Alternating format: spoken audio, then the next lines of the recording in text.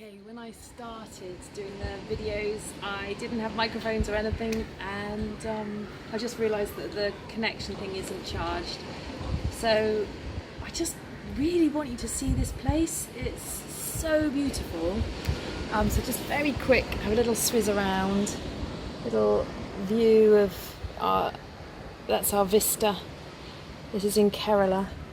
I feel very blessed to be able to hold a retreat here. And rather than not using a microphone, I thought I would just do a little bit more like what to do when you're sitting waiting for things. So it could be a meal, it could be anything. So just sit yourself on a seat, roll the shoulders back and lift up through the chest. Bring the hands to Namaskar, and just allow the elbows to go back a little bit and the heart center to lift. Close the eyes. Now as you close the eyes, feel the connection of your feet on the floor. Press down the mounds of the big toes, so that's the large place on the ball of the foot just behind the back of the toe, and the mound of the little toe, and then into the heels, so the inner and outer heel as well. As you do that, you should find that the awareness of the arches becomes more defined. So the arches should lift up a little bit. Now don't grip the toes, have the toes nice and long. If you're in tight shoes, get along to Clark's and get some larger shoes for your feet. Remember, you used to get them measured. So ideally you're sitting there with bare feet, but otherwise if you're just doing this, you're sitting in a shoe shop or a train station or an airport somewhere, in a restaurant. Just feel your feet in your shoes. So it's something you can take with you. And then bring the awareness to the ankles, inner and outer ankle, make them balanced.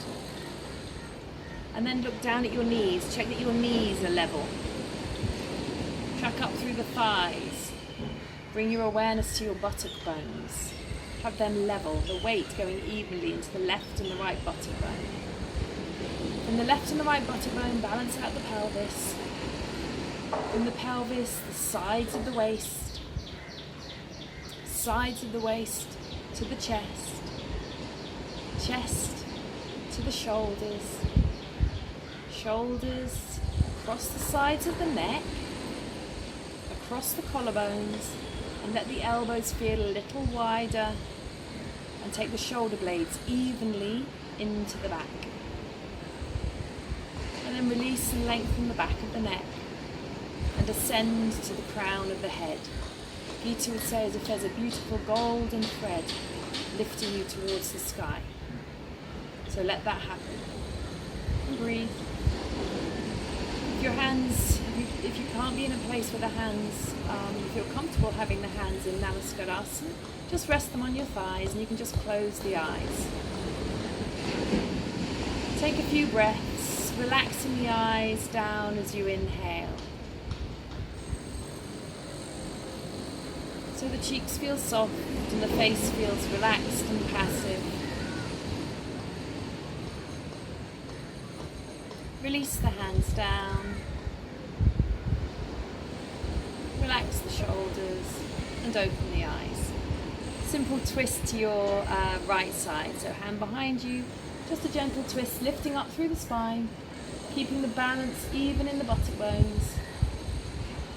As if the buttock bones are coming from the inside up. So as if there's a lift, you're pressing the outer buttock bones down and lifting up on the inner edge of the buttock bones.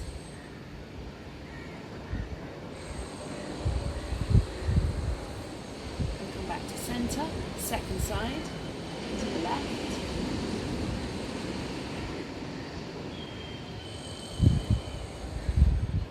Shoulder bones level. Come back to center. If you're in the place to be able to do so, interlace the fingers, push the palms away, stretch up, lift up. Again, sit evenly down into your buttock bones. And now this is something first time I did it was this morning, and I thought, wow, I've never done this before. Now bring the hands down, bring the hands to Namaskar. Open the chest up. And then slide the fingers along one, interlace the fingers, push the palms away, and raise the arms up. It's really nice. I just felt much more connected. So this is Urdhva Hastasana with Badanguyasana. Elbows in and up. Breathe. And then exhale, release the hands down, bring the hands to Namaskadasana, widen the collarbones. First side again. Slide the fingers back, interlace the fingers, push the palms away and raise the arms up. As you stretch up, let the butter bones sit down, let the sides of the waist lengthen. Breathe. Relax the eyes, release the tongue.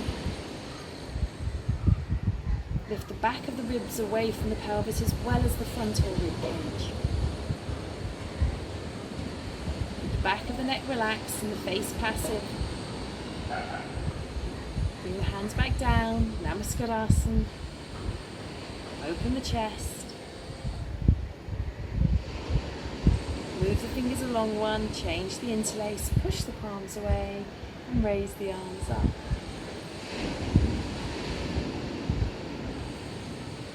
Elbows in and up.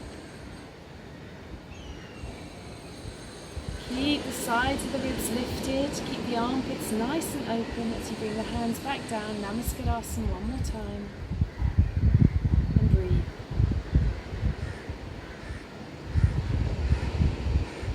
Long, slow, smooth inhalation, long, slow, smooth exhalation.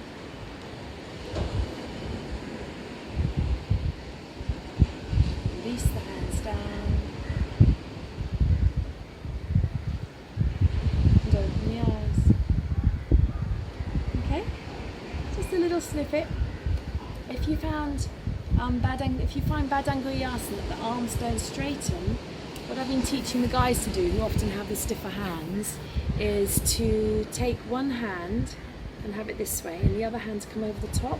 So they're in charge as to how much pressure they put through the arm, if that makes sense.